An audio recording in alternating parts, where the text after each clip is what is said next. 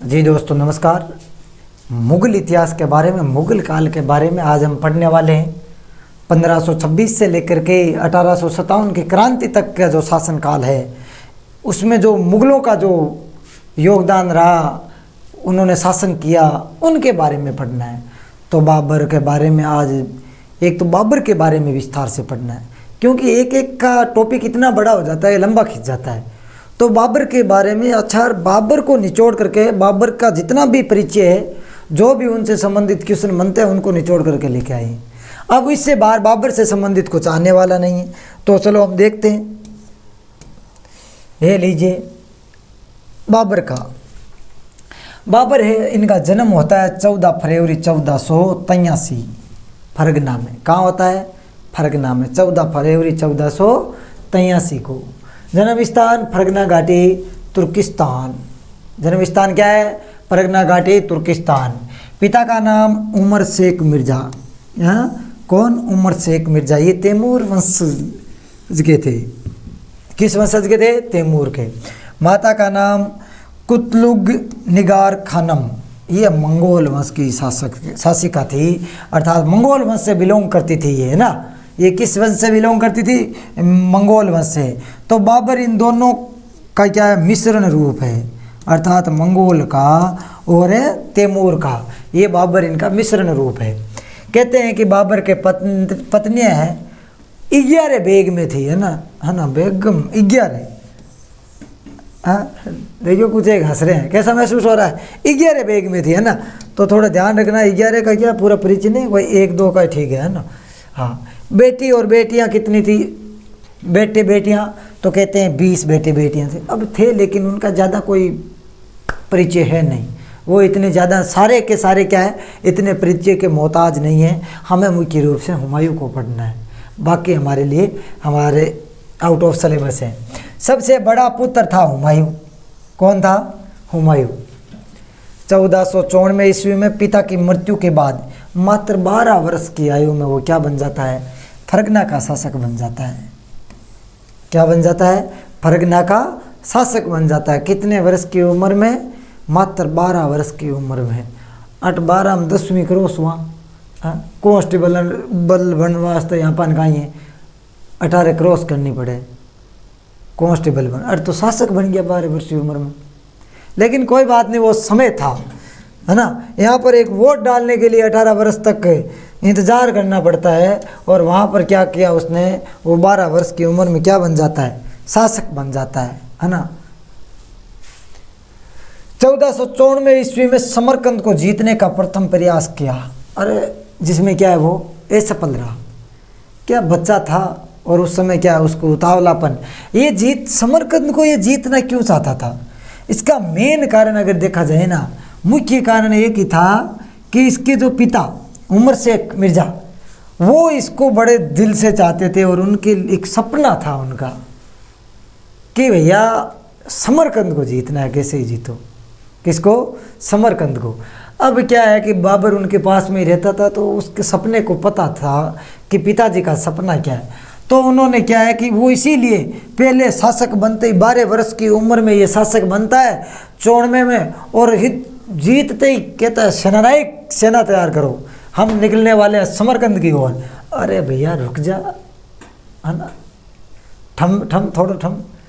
तो क्या है, उसको सेना ने समझा कि साहब रुको रुको रुको, समरकंद आपके पिता नहीं जीत सके, तो कम से कम आपको अनुभव होना चाहिए पहले कि उसको जीतना कैसे है। हाँ, उतावला मत हो। तो क्या है, ये नहीं जीत सका। प्रथम प्रयास 1494 में ये क्या है, समरकंद को नहीं जीत सका। क्यों? आराम से ठोकर खाया, ज्ञान मिले।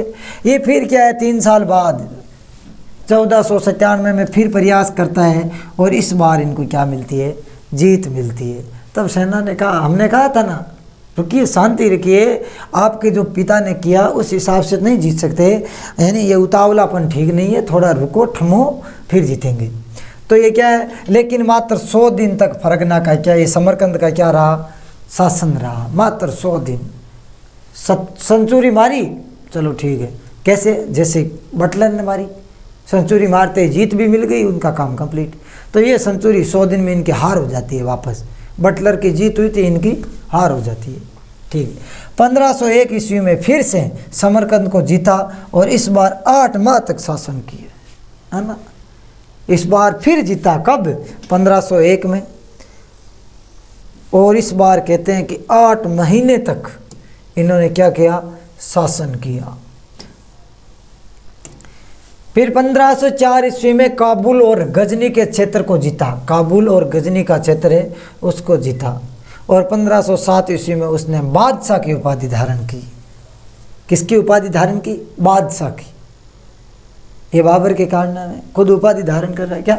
बादशाह की उपाधि कब धारण की? तो 1507 में। ये आपके क्वेश्चन आएगा। बाबर ने काबुल और गजनी को कब जीता? तो 1504 में जीता। और बाबर ने स्वयं के लिए बादशाह की उपाधि कब धारण की? तो 1507 में की। बाबर कब शासक बना? 12 वर्ष की उम्र में, तो आपको भी पता होना चाहिए, बना था 1494 में। और उसके बाद सर्वप्रथम उसने समरकंद को जीतने का प्रयास किया और प्रथम प्रयास में वो असफल रहा। और दूसरा प्रयास मात्र 3 वर्ष बाद 4 और 3 7 अर्थात 1497 में प्रयास किया उसने, है ना। 97 में प्रयास किया और प्रयास करने के बाद वो क्या, उसको जीत मिलती है। मगर जीत मिलने के बाद उसने जैसे ही वहाँ पर सेंचुरी अर्थात 100 दिन शासन किया, उसकी सत्ता वहाँ से पलट दी जाती है। और वो फिर एक बार वापस क्या करता है? 1503 ईस्वी में फिर से वहाँ पर शासन स्थापित करता है। नहीं, 1503 में, हाँ 1503 में फिर से शासन स्थापित करता है। सॉरी 1503 नहीं, 1501 में फिर से शासन स्थापित करता है समरकंद में। और लगातार 8 महीने तक वहाँ तक शासन करता है। फिर वो क्या करता है? 1504 में काबुल और गजनी को जीतता है। 1507 में कहते हैं भाई बहुत जीत लिए, अब हम क्या है?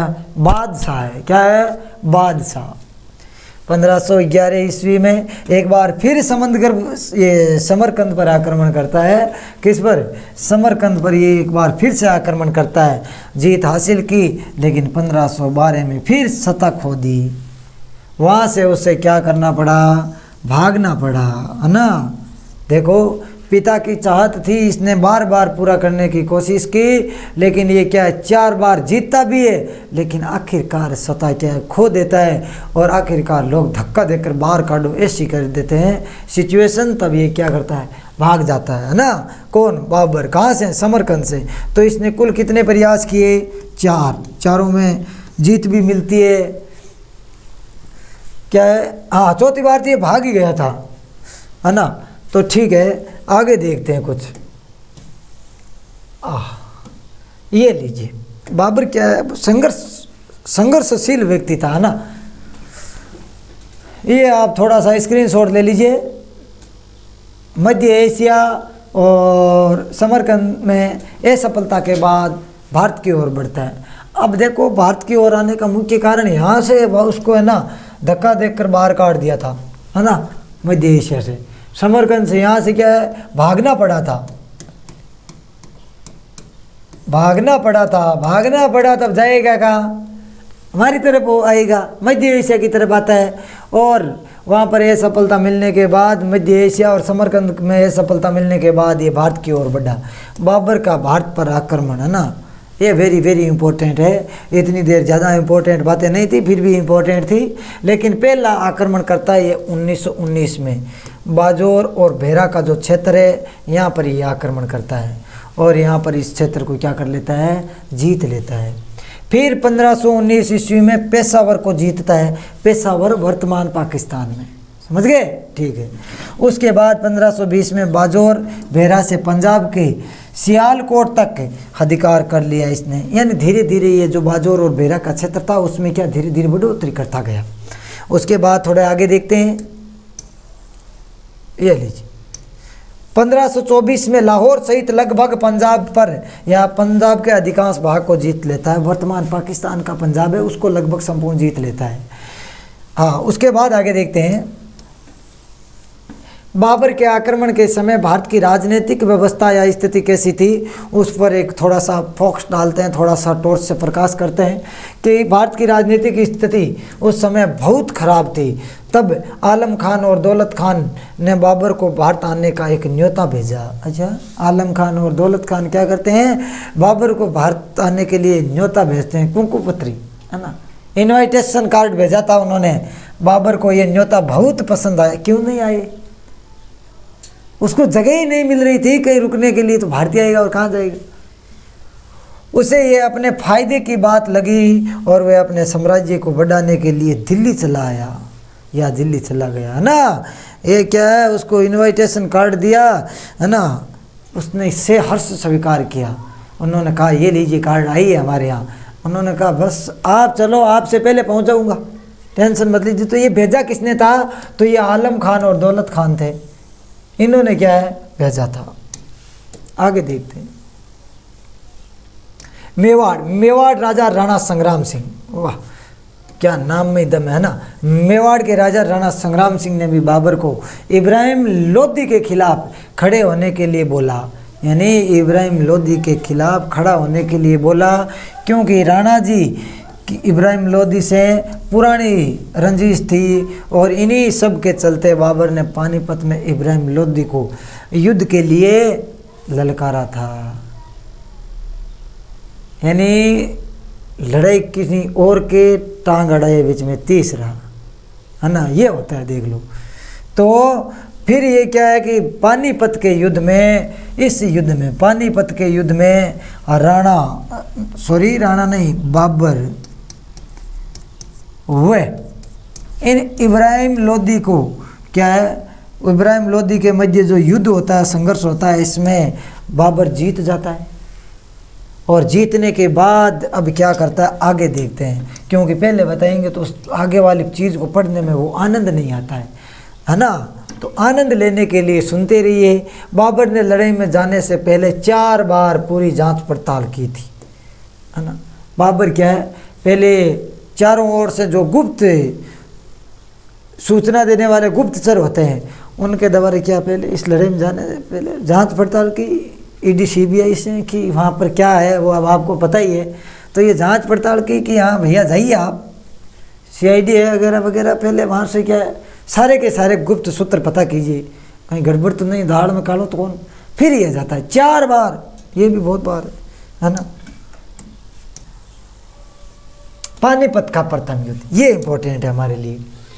21 अप्रैल 1526, 21 अप्रैल 1526 बाबर ने दिल्ली सल्तनत के शासक इब्राहिम लोदी, उस समय इब्राहिम लोदी जी कहाँ के शासक थे, सबको पता है, दिल्ली।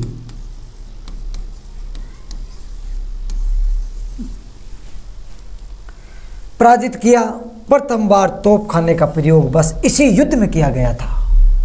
प्रथम बार अगर भारत में कहीं तोप खाने का उपयोग किया, तोपों का उपयोग किया, तो किस युद्ध में, पानीपत के युद्ध में। पानीपत के युद्ध में 1526 में बाबर ने, किसने, तो बाबर ने, ये आप ध्यान में रखोगे। तुलगमा युद्ध नीति का भी प्रयोग किया, तुलगमा युद्ध नीति का भी प्रयोग किया। तोप सजाने का काम जो कर रहा था, या सजाने की जो विधि है, उसमें उसको उस्मानी विधि कहा जाता है। क्या, कौन सी विधि, यानी तोप को जो सजाने की विधि है, हम तान नाले यानी बिन कहेंगे उस्मानी विधि, वो भी एक कला होती है ना। ऐसे नहीं कि तोप को रख दिया पीछे, अंदर गोला डाला और फट, वो वहीं पर फट जाएगी। तो उसको क्या, सजाने का तरीका होना चाहिए। तो उस विधि को क्या कहते हैं, उस्मानी विधि। ये लो, तोप का संचालक उस्ताद अली कुली करता था, यानी ये एक तोप का संचालक करता था। एक संचालक करता भी होता है ना, उसको कैसे चलाना है। बंदूकधारियों का नेतृत्व उस्ताद मुस्तफ़ा ने किया था। मुस्तफिजुर रहमान ये नहीं है, ये तो केवल बॉलिंग का करता है ना, वो अलग था। उस्ताद मुस्तफ़ा ने किया। बाबर ने स्वयं को 1526 में बादशाह घोषित कर मुगल वंश की स्थापना की। 1526 में मुगल वंश की स्थापना की। युद्ध के पश्चात बाबर की उदारता के कारण लोगों ने उन्हें किसकी उपाधि दी, कलंदर की उपाधि दी। किसकी, कलंदर की उपाधि दी थी। किसके कारण, उदारता के कारण, है ना। क्योंकि युद्ध में जीत होने के बाद लोगों पर जो दया है, उदारता है ना, दया भाव के कारण उसको किसकी उपाधि दी? कलंदर की। आगे देखते हैं। अब आया है हमारा खानवा का युद्ध है ना। बाबर आया, खाना खाया, वो पानी पिया, घर गया, सो गया, और कहते हैं ना मर गया। ये थी खानवा का युद्ध। 17 मार्च 1527 को बाबर ने राजपूत राजा राणा सांगा को पराजित किया था। मैंने बताया था आपको कि ये युद्ध किन के मध्य होता है, तो राणा सांगा है ना वर्सेज बाबर, इनके मध्य ये युद्ध होता है। बाबर की सेना भी इस युद्ध में आने से मना कर देती है कि नहीं भैया हम नहीं जाएंगे, क्योंकि इनको पता था राणा सांगा की शक्ति के बारे में। लेकिन तोपखानों का प्रयोग नहीं होने के कारण राणा जी की जो सेना थी वो कमज़ोर नजर आई और इस पराजित का सामना करना पड़ा। बाकी इसी युद्ध में पाती पेरवन प्रथा भी अपनाई थी। पाती पेरवन प्रथा अपनाई थी राणा सांगा ने, जिसके तहत राजपूताने के जितने भी राजा थे उन सबको एक होकर के मुगलों के सामने लड़ने के लिए आमंत्रित किया था। और राजपूताने के सभी राजा उसमें शामिल भी हुए थे। कुछ राजा शामिल हुए, कुछ उनके मंत्री शामिल हुए। इस प्रकार से कुछ एक पुत्र सेनाएं जितना हो सके सभी ने सहयोग किया। लेकिन क्या कारण था इसमें पराजित मिली? उसका कारण था तोपखाने। सबसे वेरी वेरी इंपॉर्टेंट क्वेश्चन यही है कि तोपखानों के प्रयोग के कारण बाबर ये युद्ध जीत जाता है। और उस समय हमारे भारतीय लोगों को क्या है, बिल्कुल भी इन तोपों के बारे में पता नहीं था। तो आदि तो हड़बड़ाहट, पहले हम क्या करते थे है ना, बाजुओं में दम होता था, बस बाजुओं से तलवारों से लड़ते थे, भालों से, तीरों कबानों से। लेकिन अब क्या पता दूर बैठे वहाँ से एक गोला आ रहा है 15-20 को क्या है वहीं पर गिरा देता है। अब ऐसी नीति से हम परिचित नहीं थे। तो ये परिचित नहीं थे, ये एक अलग ही पद्धति लगी कि ये हो क्या रहा है। उसी कारण से क्या है ये पराजित हुए और बाबर जीता। बाकी अगर आमना सामना केवल तलवारों भालों और अगर युद्ध के तौर पर बिना इस तोपखाने पद्धति के होता तो बाबर कभी नहीं जीतता। युद्ध के पश्चात गाजी काफिरों को मारने वाला ये उपाधि धारण की ली बाबर ने। अब ये भी ध्यान में रखना है, किस युद्ध के बाद गाजी की उपाधि धारण की बाबर ने, अर्थात काफिरों को मारने वाला है ना। तो युद्ध के पश्चात है ना,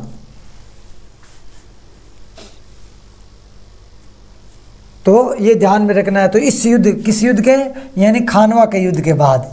और एक बीच में ऊपर पॉइंट और छूट गया है ना, ये देखो बाबर ने युद्ध के लिए जिहाद, अर्थात सेना तैयार नहीं हुई थी उससे पहले क्या जिहाद का नारा दिया था कि इस्लाम की रक्षा के लिए हमें ये युद्ध करना ही होगा। अर्थात कैसा युद्ध? धर्म युद्ध। चलो आगे चलते हैं थोड़े बहुत। अब चंदेरी का युद्ध 29 जनवरी 1528 में मालवा और बुंदेलखंड की सीमा पर स्थित एक महत्वपूर्ण व्यापारिक और राजनीतिक केंद्र था। कौन सा? चंदेरी। युद्ध में बाबर ने राजपूत सरदार मदीनी राय को पराजित किया। किसको किया? मदीनी राय को। और उसकी 2 पुत्रियों को, अपने 2 पुत्र हुमायूं और कामरान को भेंट की है ना। हुमायूं और कामरान को भेंट की, ये भी ध्यान में रखोगे। मदीनी राय की 2 बेटियां थी। इस युद्ध में भी बाबर ने जिहाद का ही नारा दिया कि हम धर्म के लिए लड़ेंगे, धर्म को बचाना है तो युद्ध को लड़ना है। फिर आगे घाघरा का युद्ध, ये लो घाघरा का युद्ध मई 1529 को, और बाबर ने अफगानी शासक महमूद लोदी को पराजित किया और बाबर का भारत में ये अंतिम युद्ध साबित हुआ। बाबर का ये अंतिम युद्ध साबित हुआ। 26 दिसंबर 1530 को बाबर की क्या हो जाती है? डेथ हो जाती है। क्या हो जाती है? मृत्यु हो जाती है। यानी बाबर क्या है, भारत आने के बाद लड़ता ही गया, उसने आराम से शासन तो किया ही नहीं। उसका काम था लड़ाई करो, लड़ते लड़ते ही क्या वो मारा जाता है। अर्थात 1530 को 26 दिसंबर 1530 को बाबर की मृत्यु हो जाती है। उसके शव को, उसकी बॉडी को पहले आगरा के आराम बाग में तथा बाद में उसको काबुल में दफनाया गया। ये भी ध्यान में रखना है, पहले आगरा के आराम बाग, बाद में काबुल में। बाबर द्वारा लिखित पुस्तकें हैं, देखो आप देख लो। हाँ, तुझ के बाबरी जो बाबरनामा के नाम से जानी जाती है, खत ए बाबरी जो रिसाद ए उसज के नाम से जानी जाती है। मुबयान नामक पद शैली की शुरुआत भी बाबर के समय हुई, शासनकाल के समय, और शाहरुख नामक चांदी का सिक्का भी बाबर के द्वारा ही चलाया गया था। इस प्रकार से हमने बाबर के बारे में महत्वपूर्ण इंपॉर्टेंट बातें पढ़ी और आशा करते हैं आपको अच्छी लगी। और हम हुमायूं के बारे में अगले वीडियो में जल्द ही आ रहे हैं। तब तक के लिए जय हिंद, जय भारत।